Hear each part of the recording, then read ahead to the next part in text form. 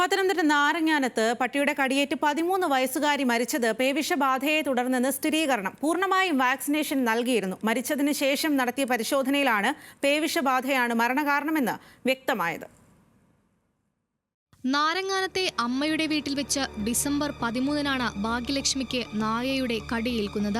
അയൽവീട്ടിലെ വളർത്തുനായയാണ് കുട്ടിയുടെ ഇടത്തെ കൈയിൽ ആഴത്തിൽ കടിച്ചത്. അന്നു തന്നെ കോഴഞ്ചേരി ജില്ലാ ആശുപത്രിയിൽ ചികിത്സ തേടി 2 തരം പ്രതിരോധ വാക്സിനും സ്വീകരിച്ചു. എന്നാൽ ഏപ്രിൽ ആദ്യം രോഗലക്ഷണങ്ങൾ കാണിക്കുകയായിരുന്നു. ഏപ്രിൽ 9-ന് കൊച്ചിയിലെ സ്വകാര്യ ആശുപത്രിയിൽ വെച്ച് കുട്ടി മരിച്ചു. അന്ന് കോഴഞ്ചേരി ഗവൺമെൻറ് ആശുപത്രിയിൽ തന്നെ വാക്സിൻ അവിടെ അല്ലേ എടുത്തത്. അവിടെ തന്നെ പോയി വീണ്ടും ഈ വിവരം പറയുകയും അവിടുന്ന് പറഞ്ഞ് വാക്സിൻ എടുത്തുകൊണ്ട് കുഴപ്പമൊന്നുമില്ലെന്ന് ഡോക്ടർ അന്നേരം പറഞ്ഞ് അത് കഴിഞ്ഞ് കുഞ്ഞിന് എന്തോ ഒരു മരുന്ന് കൊടുത്ത് പാരസെറ്റമോളിൻ്റെ ഏതോ സിറപ്പായിരുന്നു, അതും എല്ലാം കൊടുത്ത് വീട്ടിൽ വിട്ടു.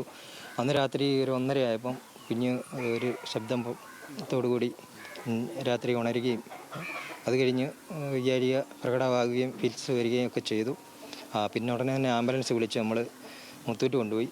അവിടെ ചെന്ന് കഴിഞ്ഞപ്പോൾ ഈ വിവരം പറഞ്ഞായിരുന്നു പട്ടി കടിച്ചതിൻ്റെ. അവരത് കാര്യമായിട്ട് എടുത്തില്ല. പിന്നെ വിലിവേഴ്സിൽ ചെന്നു. പിന്നെ അവിടെ നമ്മൾ അമൃതയെ കൊണ്ടുപോയി. അമൃതയിലെ 5-ാം തീയതിയാണ് അമൃതയിലെത്തുന്നത്. 9-ാം തീയതി കുഞ്ഞ് മരിച്ചു. കുട്ടിയെ കടിച്ച് 3-ാം നാൾ നായ ചത്തു. തുടർന്ന് കുടുംബത്തിന്റെ ആവശ്യപ്രകാരമാണ് ചത്ത നായയെ പോസ്റ്റ്മോർട്ടം ചെയ്തത്. ഇതോടെ നായയിലും പേവിഷബാധയുണ്ടെന്ന് സ്ഥിരീകരിച്ചു.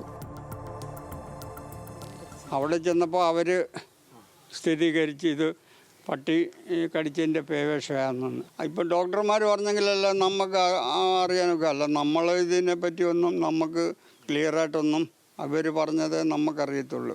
ആരോഗ്യവകുപ്പിന് നിലവിൽ നൽകാനാകുന്ന പ്രതിരോധ മരുന്നുകളടക്കം എല്ലാ ചികിത്സയും കുട്ടിക്ക് നൽകിയിരുന്നു. ആഴത്തിലുള്ള മുറിവായതിനാൽ നാഡീവ്യൂഹത്തിലൂടെ വൈറസ് വളരെ വേഗം തലച്ചോറിലെത്തുകയും പിന്നീട് പേവിഷബാധയുണ്ടാവുകയും ചെയ്തെന്നാണ് ജില്ലാ മെഡിക്കൽ ഓഫീസർ പറയുന്നത്. ന്യൂസ് മലയാളം, പത്തനംതിട്ട.